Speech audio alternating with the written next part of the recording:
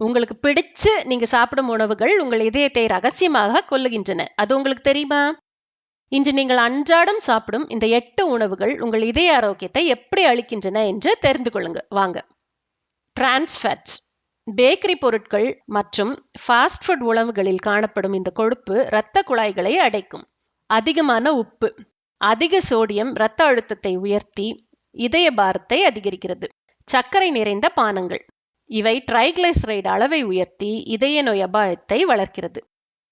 பதப்படுத்தப்பட்ட இறைச்சிகள், smoked salmon, smoked bacon மற்றும் பதப்படுத்தப்பட்ட உணவுகளில் உள்ள நைட்ரேட்டுகள் இரத்த நாளங்களுக்கு தீங்கு விளைவிக்கும்.